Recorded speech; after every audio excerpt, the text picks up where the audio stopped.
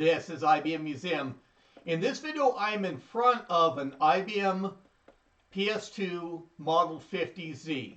And the Z stands for zero wait state. This is the follow-up unit that IBM released in June of 1988 to somewhat supplement or replace the initial Model 50 that was in the initial release of the IBM PS2s in April of 1987. And I'll be opening up the unit. I have not powered it up. I've brought it here. I'm just aware that it doesn't have a hard drive in there. I've pulled some hard drives from what I had and stored away. And at least in that case, I had those hard drives labeled. Some were not working, or I labeled that they don't spin up, or the motor controller board was suspect. And the units I have, I've brought a few drives just in case any of those don't fire up from when I've last tested them. But the 3 units I have are marked good, even though they have capacitors and things like that that otherwise could have gone bad in storage. And I'll be looking those over in a little bit more detail. We're actually going to open up this unit underneath the camcorder. I'm going to show the way around the planer. I do have a few components here that are that I have out for a new battery for the unit, as well as I've got the 80287 10 megahertz in that case. And I don't even think this CPU has been opened before, because it's still all sealed and in that anti-static case. So let's go through and just start opening up. Of course, we'll need to run the reference diskette and all that afterwards. I'll just have to see, even for those hard drives, whether I investigate any details that we find on them. I don't plan to run the system information tool in this video on the unit, although that can be a separate later video. So let me get turned around here. I'm going to get, and I bumped it a little bit, tried to arrange it around for the best view. And we'll get this stuff off to the side so that I can go through and get the system under the camcorder once it comes to it. But we're going to pull the cover first.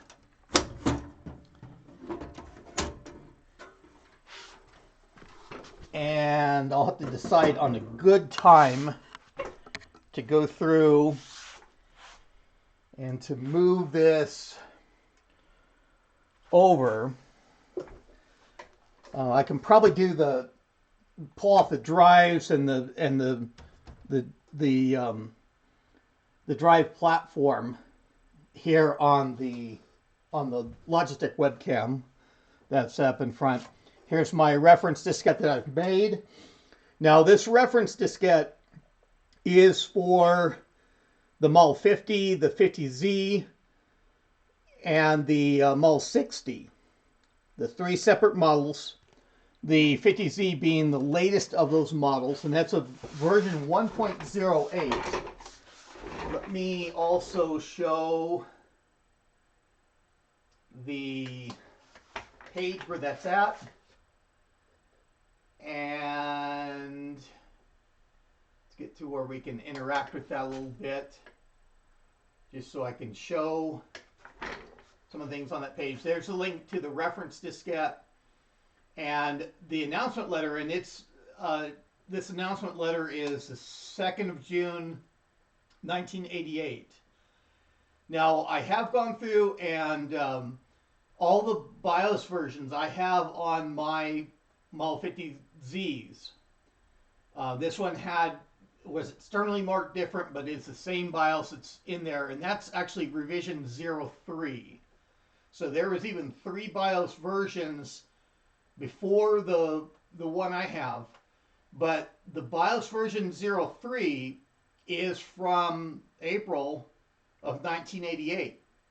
So it's even before the unit was released, and a lot of the times those earlier BIOS versions were suppressed. They went through them, and if IBM had come up with a new version before the release of the system, that old version never made it into the wild.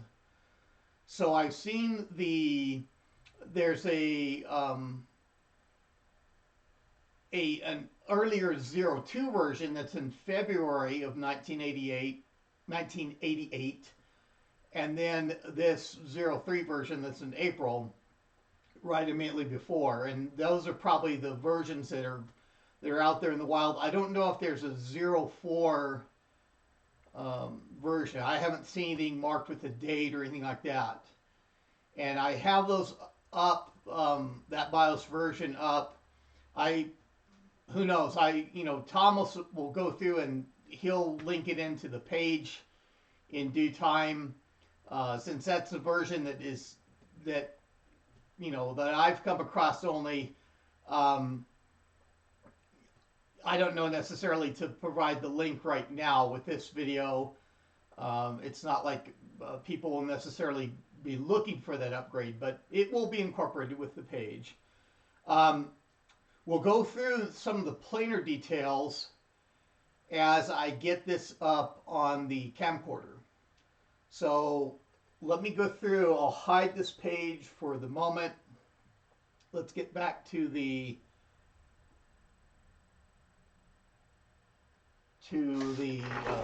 disassembling the system. Now I do have even the clip, and I've got some spare riser cards and everything else. I have the clip for the diskette drive riser, and this is shorter than to reach up. And this riser, this diskette riser, it does actually go that high. I was surprised it goes above the power supply, but also the hard drive riser goes just as high. So that case just goes right above that. But this clip is just too short for this model somehow. And this is normally the diskette riser there. And it even has a black mark at the top of these, typically where that hooks over the top. But anyway, so let's go through. We're going to just leave the diskette, the reference diskette, in the drive. I hope this diskette drive works. This is what was on the machine. There's no telling. I hope I don't have to dig around to find a diskette drive that'll work with this. And we'll go through, since we don't have the clip, we're going to go through and pull the diskette riser. We've seen that previously. We'll go through. There's a fan.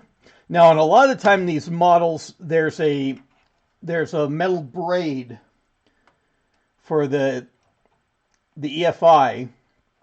They put that in, and just the grounding as well. And they metallicize this drive platform, and the underneath, this of the case it's a metal top. So a lot of time this is actually just grounding out everything, and with that metal being a shield to the electromagnetic interference and things like that. And IBM actually set up labs with these. I've seen where they have a sensor that they directed at a unit that's up on a table, and they've got these big acoustical, or the foam absorption panels all around the room that just as a way that they got all the made sure that the machines were acoustically quiet, and also that electronically quiet. They made sure that the things like the the microchannel bus. Let's go through and actually pull the hard drive riser. So even though this is a dedicated internal card, it's the same microchannel connection, and they put through, as you see, a lot of the ground and power plane being the wider traces on these PCBs.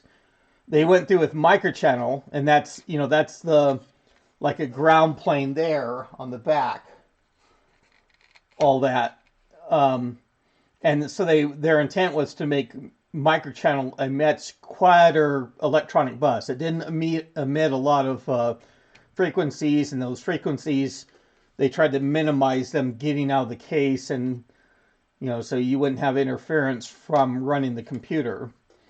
Now, I'll touch upon this as we go underneath the camcorder as well. In fact, I can get that set aside. We saw the earlier Model 50 video with that MFM drive and controller board. This board in that case was populated with chips. It was a narrower connection for the MFM hard drive. And that Model 50, as it was released in April 1987, only had a 20 megabyte MFM drive. That was the only version of the initial Model 50 that was released. And so for the 50Z, one of the upgrades that they did for that was also putting in this where they had a hard drive, and all this does is connect that what they call a DBA, or direct bus attachment, ESDI drive, directly to the microchannel bus. And those are, of course, had larger capacities. The Model 50Z started at that 30 megabyte size. I think I also have a 60 megabyte. There were 120 megabytes or 80 megabyte drives. There were 160 megabyte drives was the largest size that were typically on the Model 70s. And of course, the Model 50 and 50Z share the same case style as the Model 70. There's differences that the power supply on the Model 70 has got a fan and it's higher rated wattage, but it's all in the same case. They look similar. Externally, these drive platforms are different. Then the 50Z, Model 50 and 50Z have these fans at the back here to be pulled out, and that metal braid that's talking about, that's always loose nowadays. I see these things, it looks like a little bit of glue on either end that fasten it to the back or something, and I always see these running around loose anymore. And that fan just has, when it's in place and has those pins, then it gets its power from the little header there, the little 3 pins. I think that's just power going to the fan. I don't think there's any feedback of RPMs or anything like that, as you would see normally later on computers. And we've got those hooks for the drive platform. And I was saying I was aware that this unit didn't have a hard drive, and I mean, I did go through and I pulled the drive platform previously to get at the BIOS chips, because they looked different. They have a different part number externally on them, and so I did pull them to read them. So sometimes when these plastic releases don't come out, they can be locked in. You can twist them to get them to release, And of course they have the little tool that's up here in the front. And we don't want to break anything. These things can, the black collar pieces that are below these can, a lot of times can break. And I think Tube Time has found a source for replacements, a modern day, or who knows what other system. These are very similar to the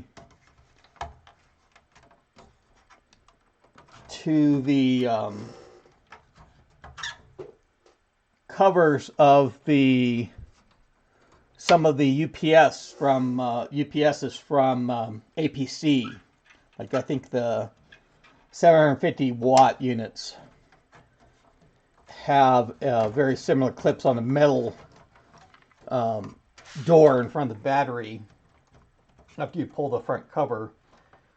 And those things are always getting broken too. So this, figure out which ones of these are loose.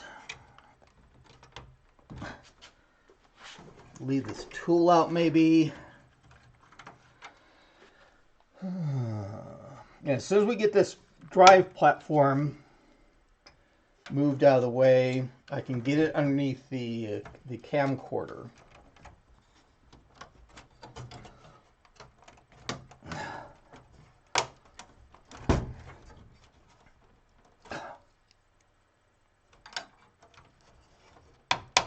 You know, I thought I was underneath this enough before that I had these loose, and they are acting, wow, I thought I have all of them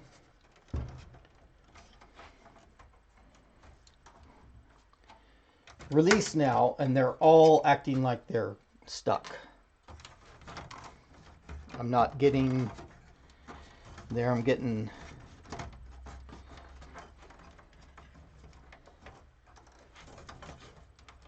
hey.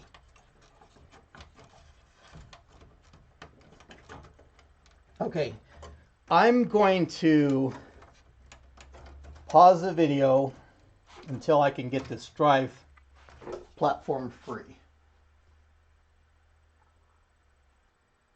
Okay, so wow, I had to push all these things back down and seat them all, make sure that the drive platform was all the way down. I think that's what it was, is some of these collars were just hung up. And with this, there's a the battery and speaker lead that we're going to release, and we'll just put the drive platform, and of course we'll put the new battery in there later on. And so let me get this over to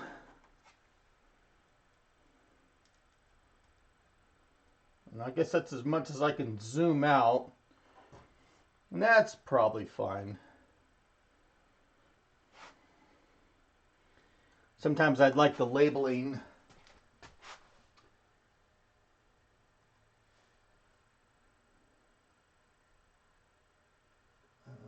trying to just get things moved around where I can see them on my screen too. I do have the background screen here as a way of knowing where the camera is at. And I guess it's not real critical that it go further out. We're looking at the front. This is where the diskette riser goes in. And it's interesting for these sections here. On all the other Model 50 planers I have, these sections of the PCB are cut away. And when I found this one, seeing all those MUL 50Z planers before. I just thought it was different. I commented years ago when I got this unit. And so let's go through to get over to the side opposite the power supply. I don't know if on camera we can really see where, of course, I'm still with the front of the unit here and the power supply on the right. But here is the CPU. And that probably looks like, I don't think I've disturbed that at all. Some of these I went through and tested, like the Kingston board and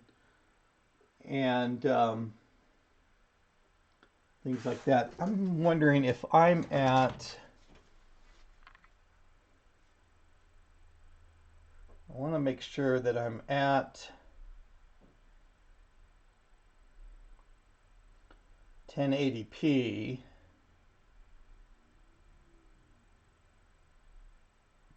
I think for...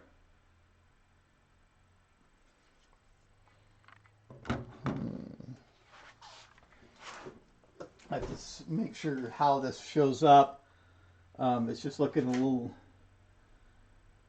grainy to me here. And then this is for the numeric coprocessor. So let's go through and open up that for the first time probably ever, since this thing was from the factory on all this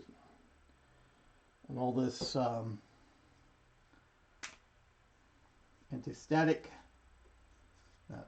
foam block that this is in, and this is brand spanking new. Okay, we've got the little arrow here that points at pin 1, and you know there's a notch on the socket on this end. I'd even like to go through and get that tactile feedback of feeling where the notch is. And these, I think I've dealt with this before. It splays out the pins. I think I was doing the Eproms, and their pins are really splayed out, and I was trying to get into on the Mall 70 to seat those Eproms. So I do have the 80287 10 megahertz and the 50Z, as well as the Model 50 and the Model 60 do run this numeric coprocessor at 10 megahertz, just like they do for the CPU. Now, on the 50Z, the earlier Model 50 had the Vga 286 chips, the CPU, meaning pin grid array. They had pins, and you see them in a socket.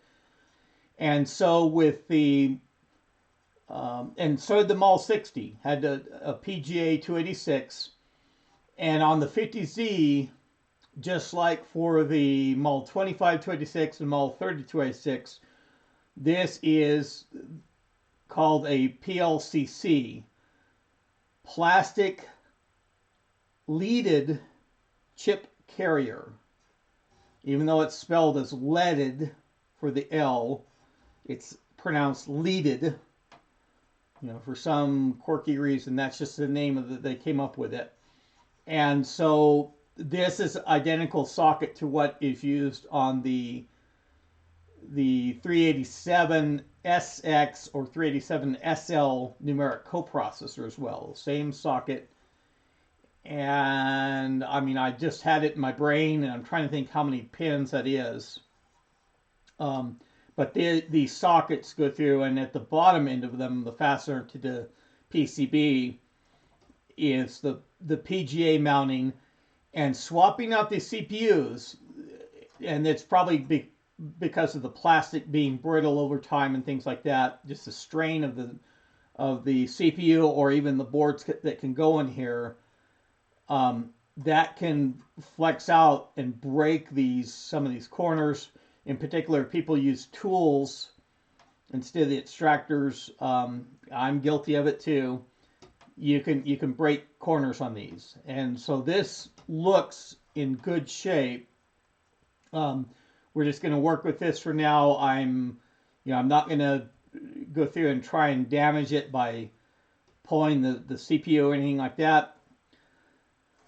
Working around, we have the battery and speaker connection, that wire that goes to the pillar for the speaker and the battery, 6-pin connector, and it's got when you have that plug in there, this little nub is up. So moving back around, okay, so here we have the microchannel slots, standard 16-bit microchannel for these two outer connections. And I think it's slot 1 is the outermost, and slot 2, and then slot 3 has what's called the AVE extension, or that auxiliary video extension, most heavily known for the 8514/A adapter that can be put in here. And AVE gets some signaling from the planar for having the base video. You've got VGA video on the base as base video, and then the adapters like the 8514/A use that auxiliary video extension to get some signals for the base VGA that they don't have on them. Now, I do have and I think it goes in the AVE connection, but I do have what's called the head VGA enhancer, or VGA Z enhancer, something like that. And I've got some of those, and later on I can probably demonstrate. I want to see how much that improves that video aspect of the 50Z. I'll go through and I'll be benchmarking the 50Z. Who knows? I may go through and swap in those Kingston CPU upgrades. And we've just seen a recent kind of discovery or fleshed out a little bit more of an upgrade that IBM made with Kingston for an IBM 486 SLC2 CPU that had a daughter card that went on in this position, and it was for the 50Z. Okay, so we have that 4 slot, and that's for that internal hard drive riser. It doesn't have any external place for the adapter to go to. Now there are IDE adapters, Procom and CMS, that go in this slot to replace the riser and add basically a small IDE hard drive that you put of course up here above the platform. We're just going to see what those stock hard drives may have on them, and make sure if they work. You do have the IBM FRU for the field replacement unit for the FRU of what this board, the nomenclature that IBM had for it. So moving across the planar, here is the VGA chip. Of course, the VGA connector is here. They have, for the 50Z, they have the VRAM, or video RAM, for that VGA chip. And notice the Seco Epson logo on the chip. Just that little teaser that it doesn't have. It's got an IBM FRU marking, but it has the Seco Epson logo Seiko Epson Japan logo on that VGA chip. And that's very common for the VGA chips that were in PS2s to have that Seiko Epson logo on them. So I think on the back side here, this is the serial port. I'm just filling for pins. This is the parallel port here. It does have a fuse for the keyboard. They have mouse and keyboard ports here. Okay. Now this power supply, and I think it's like an 84 watt. It'll tell on the page, and I'll link the 50Z page, of course. And it doesn't have a fan, relatively low wattage, and supplies that power through the connection so that the planar slides in and mates with its connector off the side of the power supply. And I hope this power supply works, as well. And you may have noticed that when I was showing a view of the front, this white power supply switch, on the original Model 50 it was orange, and 50Z and the Model 70s it's white. Okay, so there we have the BIOS Eproms, since those were labeled differently than I'd seen on other 50Zs I have. I pulled these and I've dumped them, and I found out it's all the same version ultimately for these part numbers that they have on here. And here is the single 72-pin SIMM socket. And like I say, the Z was for the 0 wait state. And these are like 85 nanosecond. You could put in, I think you could put in the 80 nanosecond on these as well. You might have to do modify the PD bits, those little bridges on the SIMM for that. But that's where the 50Z was known, for those 0 wait states of accessing memory to make it a little bit higher performance than the original Model 50. And this SIMM socket can have both, either, I guess is the way to say it, a 1 megabyte or 2 megabyte SIMM in there.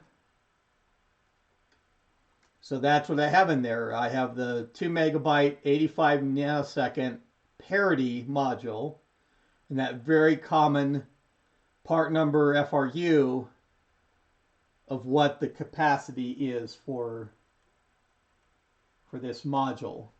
And anything more than that memory had to be on an adapter, just like for the original Model 50.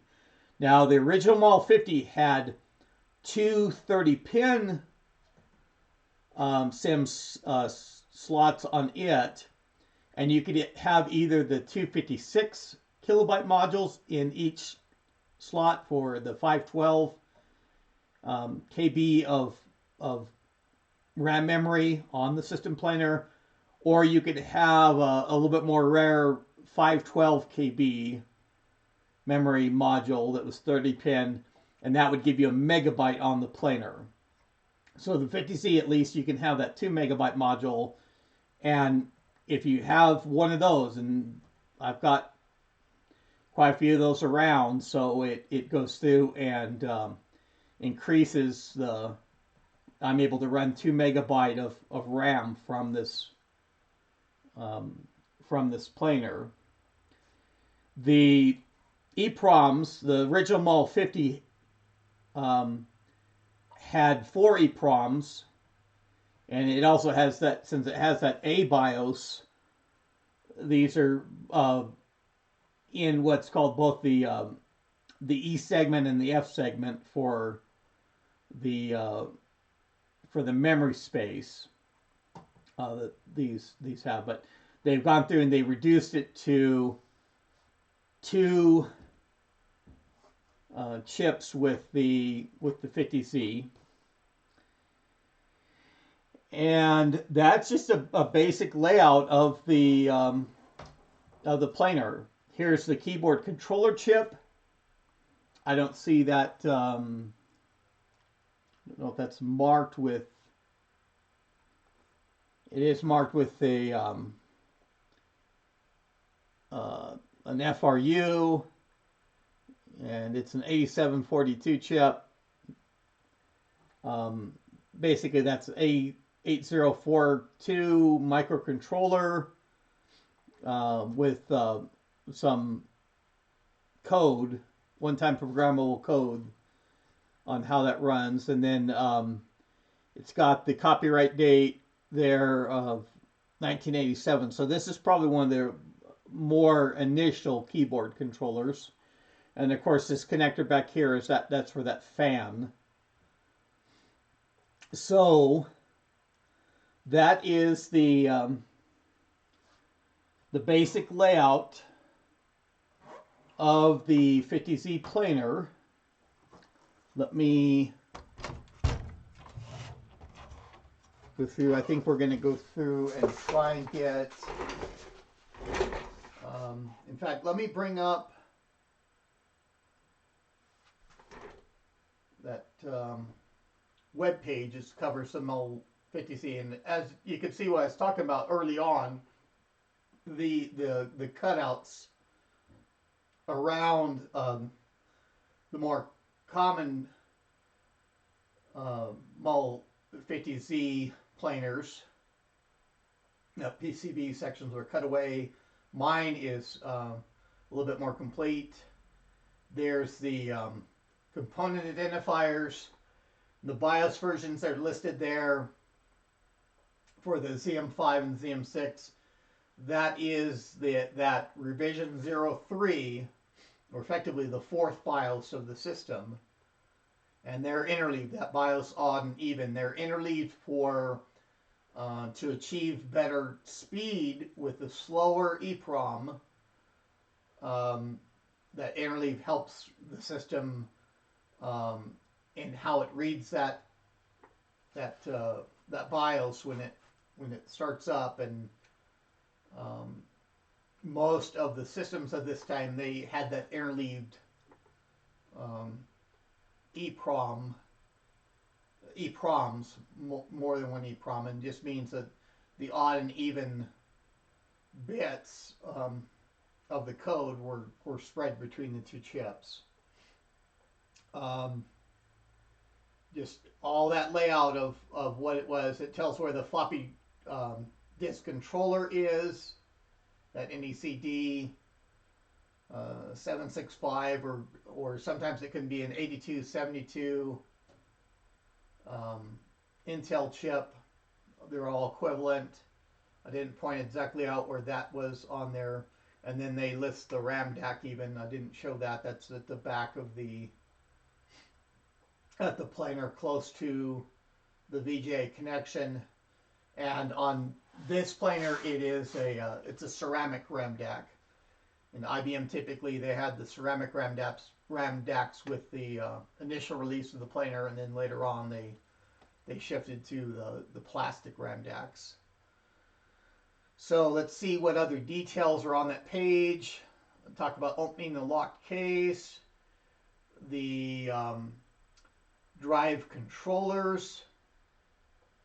I can probably go back. Tom has really done the nice thing in organizing these pages a little bit better now, to where you can step back. I guess since this is my initial reference page, though, I can't.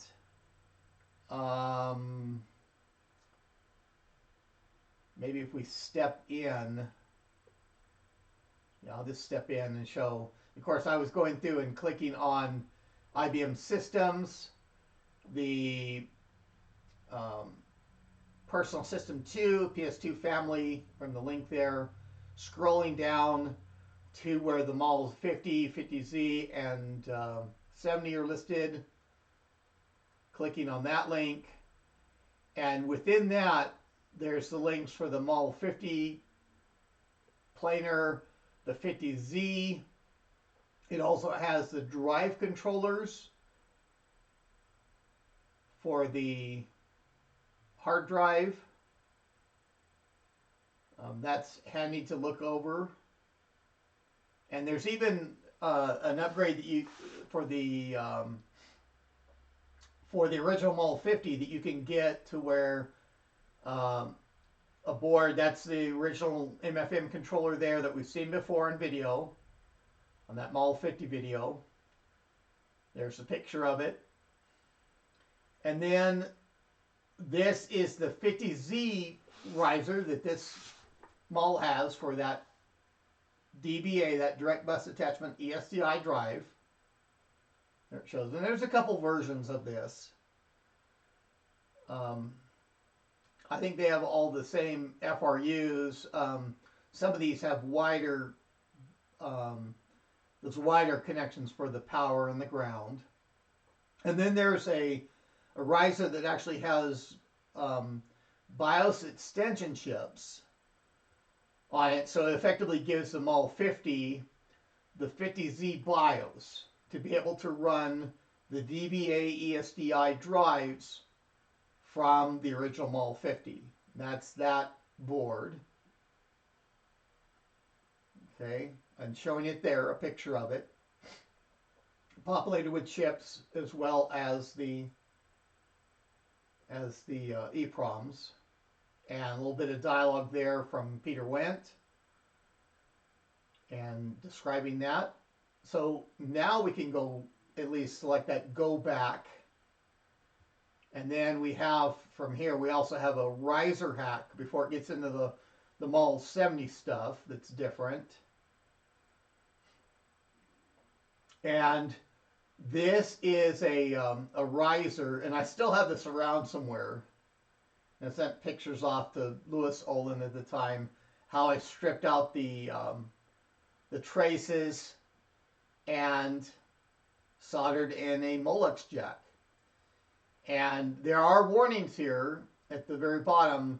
You know, the Model 50 and 50Z, which shared that same diskette riser, they're not high wattage systems. I think it's an 94 watt is what Peter is saying there.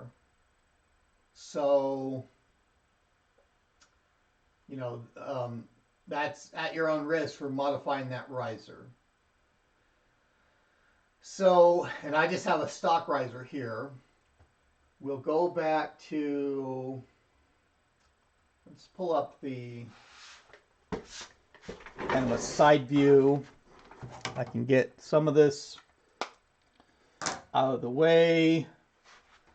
We'll eventually drop that screen over to the, when we start running the system, we'll get the system connected and we'll get that routed over to the VGA. There's our new battery in the pack. I've talked about these before.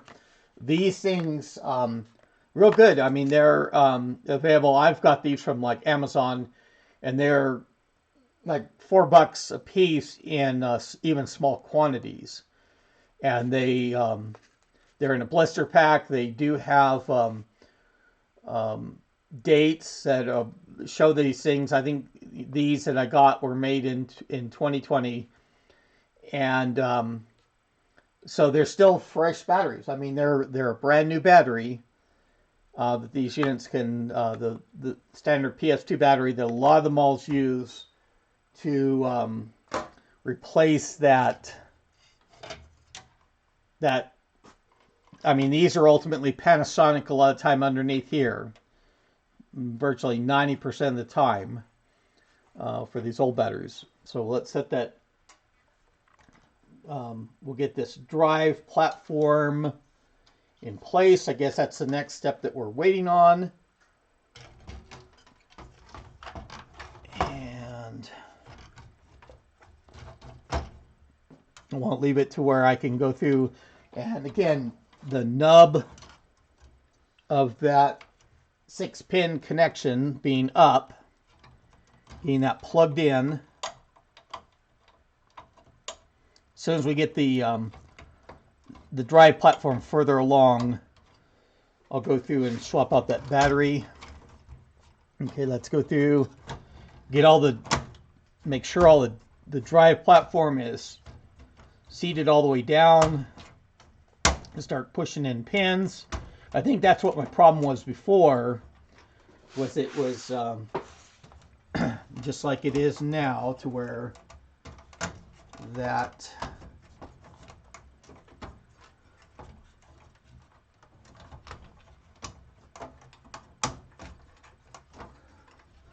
and that's kind of interesting, because I had, it feels like it's all the way down.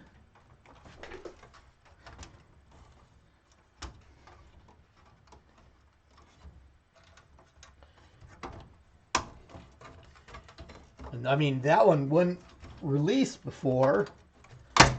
Okay, so there we go.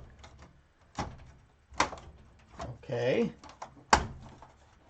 Okay, that's better.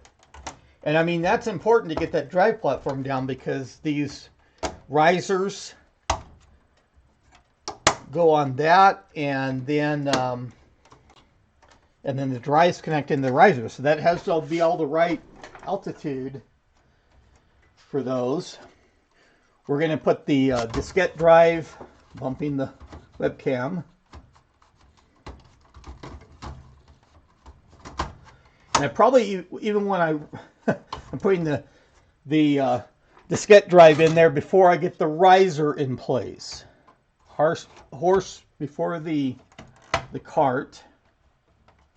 Okay, get that riser in there. And I was, to complete my earlier sentence, I'll probably leave the cover off as I run the reference diskette. It doesn't look like that drive platform is moving, just that diskette drive is moving around a little bit. Okay, we'll get the fan in.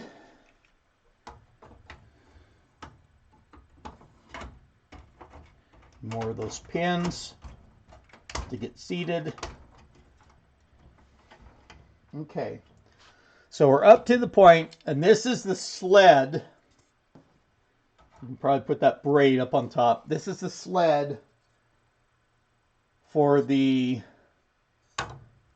DBA, at least the DBA ESDI drives of the Model 50, Model 70, probably for the MFM drives as well. And I have all the screws set aside as I go through and separate. I have a box of the sleds and a box of the drives. So I've got 3 of those sleds. Let's see how we're doing on time. Okay, just coming up on 48 minutes. And this is going to be, I mean, we'll probably go a little bit over an hour, but so let's get that hard drive riser in there. You see from the side view, that goes through. It doesn't have any back section to that. And the hard drive is going to go right in here.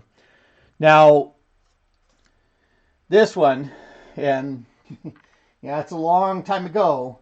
I have a lot of this date. It really, I don't know how sad my life was at that point for me to be on Christmas Eve going through and marking my parts of whether they were good or bad.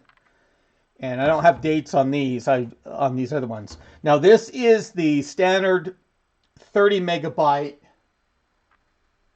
hard drive, DBA ESDI drive. All those 72 pins of glory.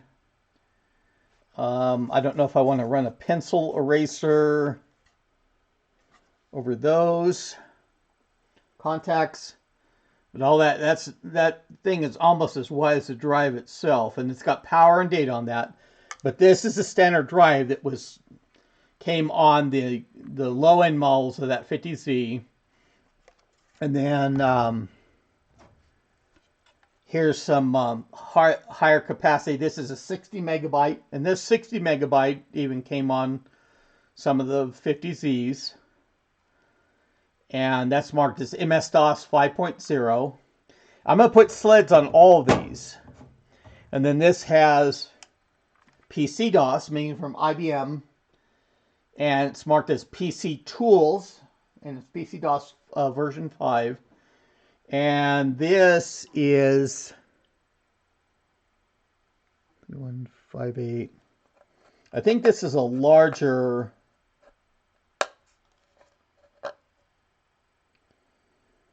I don't know how large that drive is right off the bat. I don't know if that's a 60 or maybe a little bit bigger. Some of these looked about the same on the underside. These look a little bit different between the systems. And I'm gonna put a sled on them. I don't know how far I'll go through. Where if I can get the 30 megabyte drive working, I may stop at that. Who knows? I mean, if I was one of those extra video content sort of things, I could have additional sections in the video to where I would cover that. And that looks about like the position for those sleds. I will get out some these screws. I think they're all the same.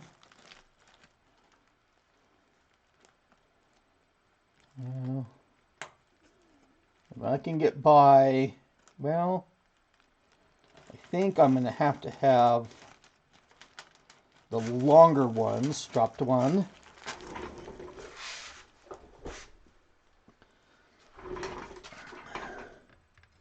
For this sled. I think I need to have the longer ones. So let me go through. I'll run this one on video. I think for putting the sled on the other two, I'll just pause the video as I get the sleds on those.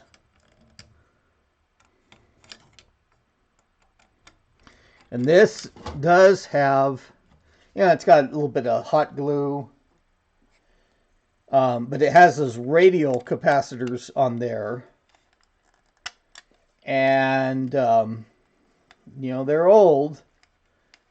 I don't see any corrosion to the,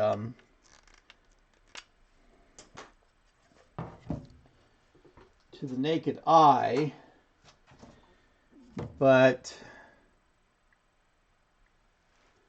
could go through.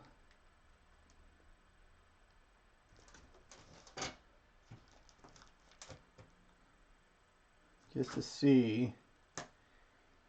That's how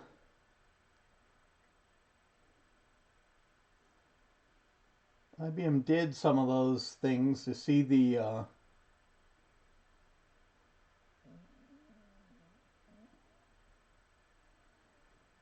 how those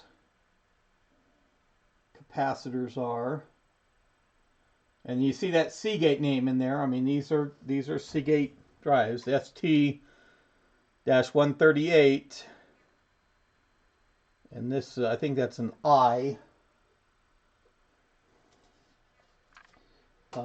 Let's run. It's not much of an eraser. Oh, I have my dual-ended pencils here. I've shown before, eraser on both ends. I guess that's, and these are just for trade shows and things like that. I think is where my dad got them. Ooh, okay. So, problem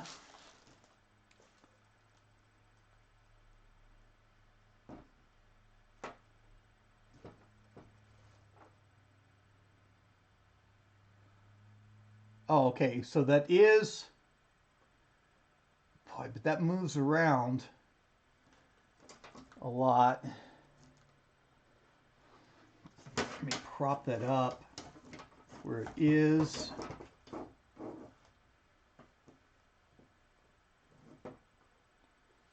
Slide. Just to show. I could have turned on the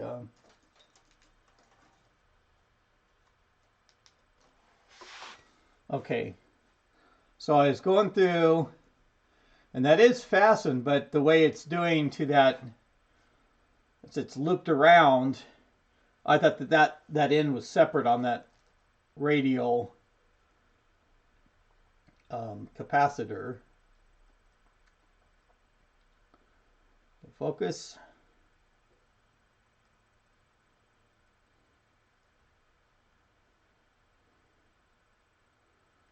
Boy, just all of a sudden all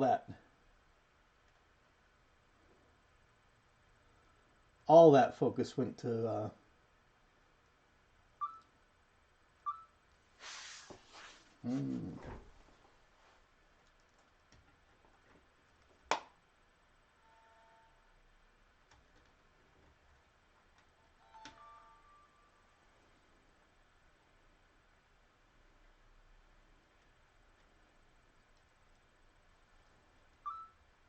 what did I...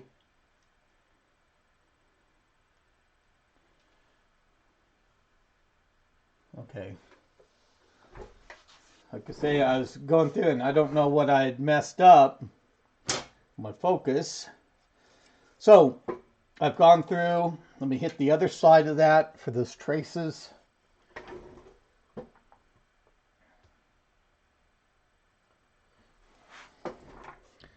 To just expose this a little bit better.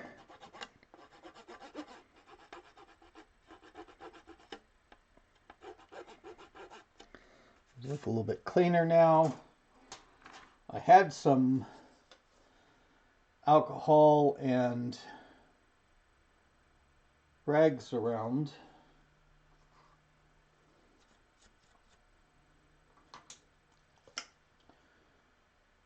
Yeah, it looks good.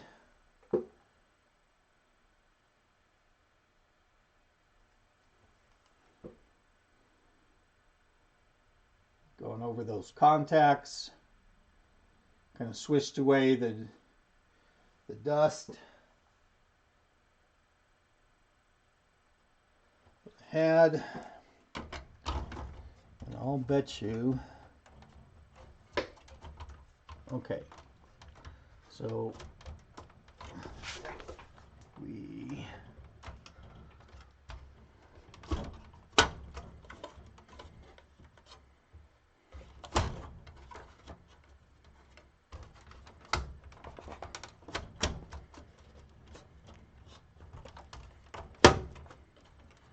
okay.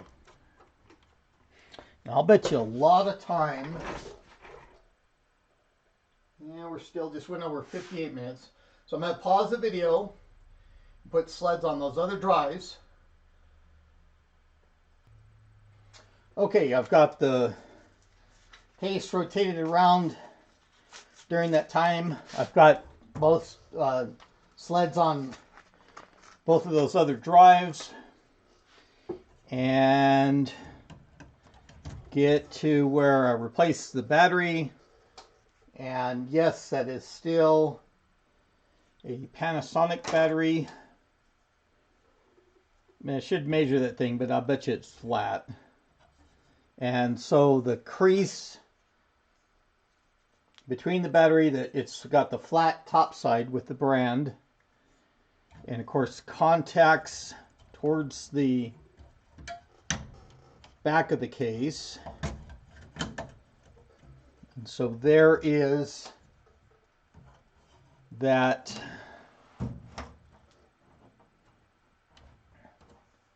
battery in there.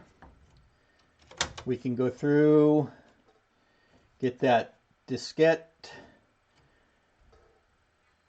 in the drive, and fingers crossed. No sparks, nothing else. And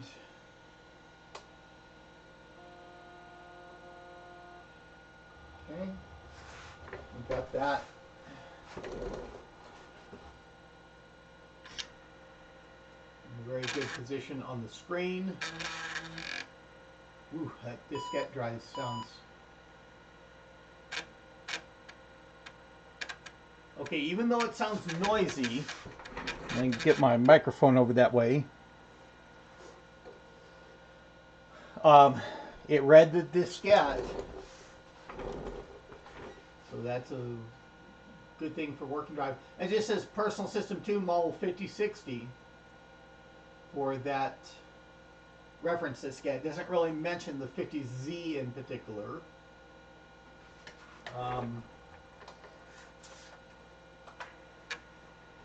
Pressing enter. Okay, so configuration error. And we're going to do F8 forward. And this case, it just goes through the automatically configure the system. It doesn't prompt for any of the time and date. I'm going to do yes for that.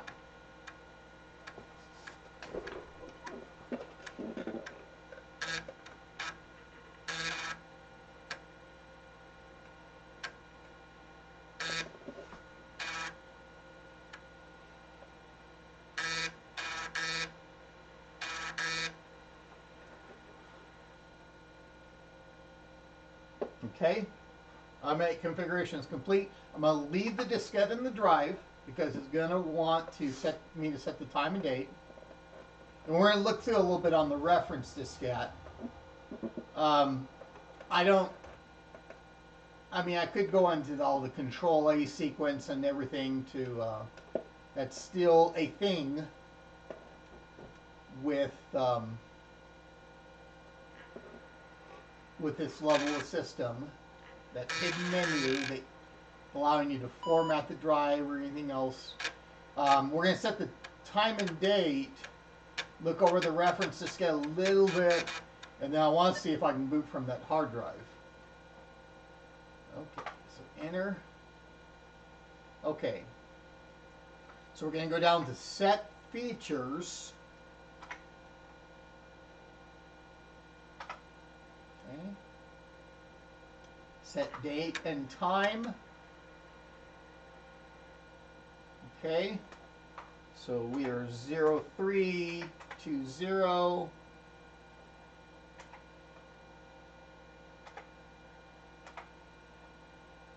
I don't know why it had that.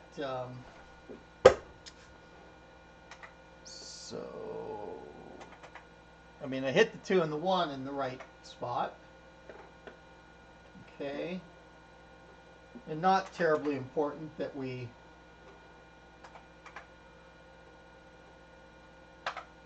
set the perfect time. Date, time been updated. Okay. So let's go through F3, the standard sequence on the reference diskette for this model, as most PS2s.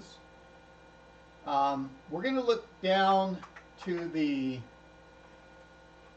and you still have that move the computer, and that's sort of the cases where it doesn't auto park the heads of the hard drive. We even have the test the computer. I think this still requires I think you can do basic tests. I'm not aware on this unit to have a separate diagnostic diskette.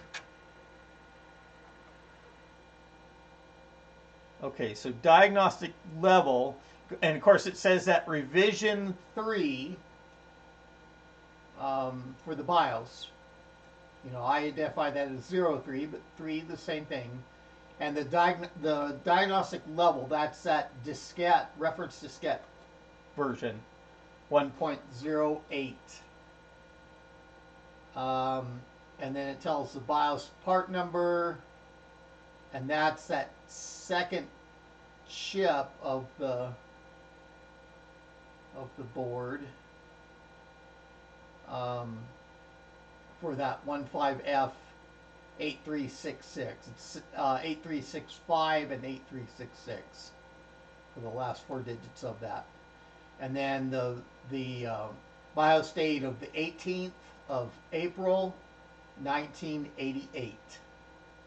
FC is all the IBM systems, the BIOS model number for those models that have a 286 CPU or were designed for a 286 CPU. Even if you have the Kingston 386 now, you know, or any other, you know, upgrades for that, replacing that 286 CPU, the BIOS model number is still the FC, and it's not the F8 as I've shown on other videos with the 386SX CPU or above.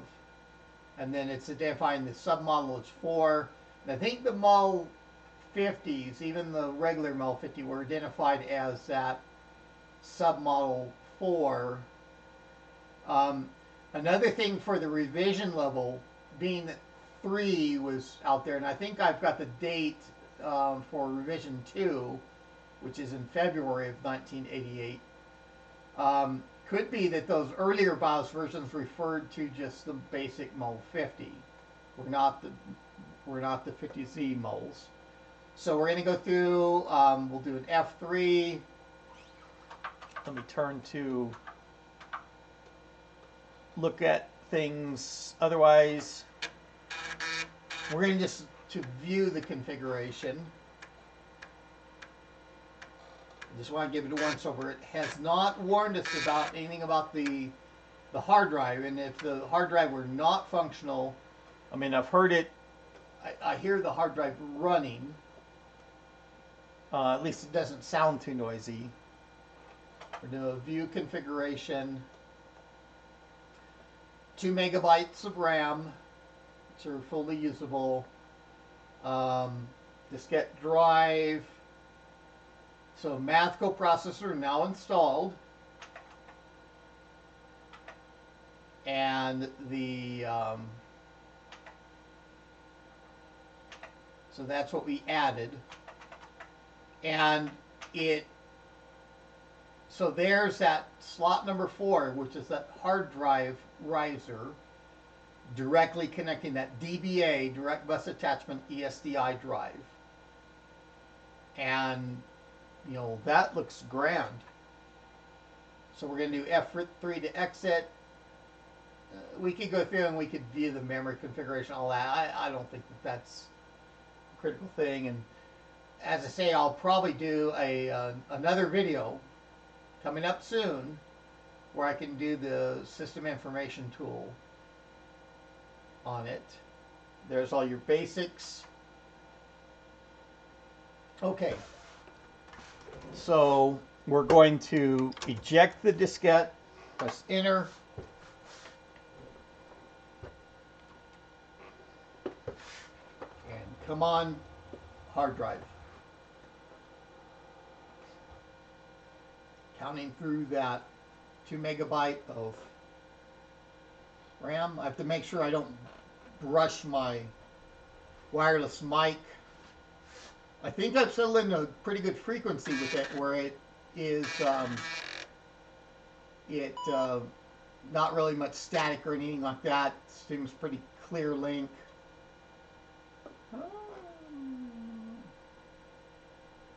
So I don't know if that's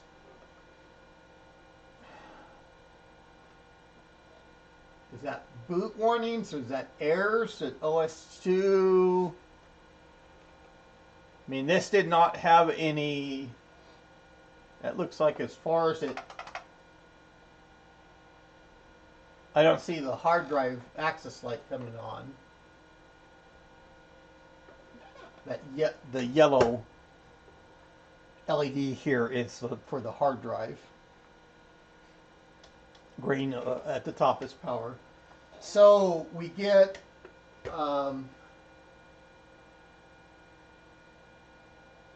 something for OS2, but and I think it's like OS2 1.3, and this might even be set up to if it's set up for like a Mol 70 or something like that to require the 386 CPU. I mean, I'm not an OS2 guru, but I can probably look up those codes later on. So what I'm going to do, I'm going to switch the unit off. We're going to press the tabs down so that this hard drive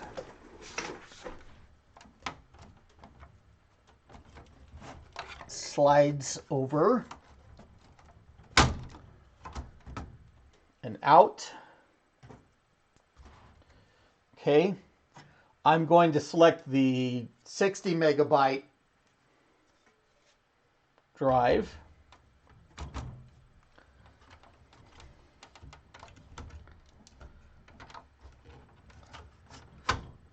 The one that's marked as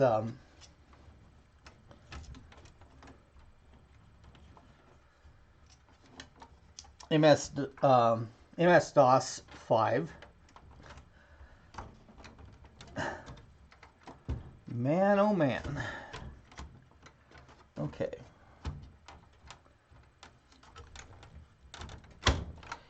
You've got to put pressure down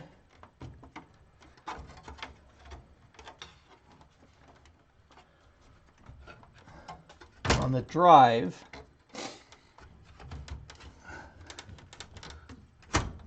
Okay, there we go. Just reinforce that riser as you push it over. Make sure that they're seating. All that altitude is pretty critical. So let's go ahead and power on. Okay, there we hear that drive spin up. Probably pretty good news. What sounds like normal, and you know, remember here I'm not running the reference diskette, and this is a whole different drive. You know, single beat, and it didn't prompt about any configuration change, and that's a nicety of that DBA ESDI that for all the different capacities, you know, the system is happy with it. Doesn't have, you don't have to run through that reference diskette. You just swap them out. So it looks like basic DOS. I don't know how much detail I'm going to get in here. Okay, XT Gold again. This is a drive that I've just pulled off the stack. Even has an old DOS directory, and works and Word 5. I don't see any. There's a Parkhead directory, zips. Again, this is MS-DOS version 5.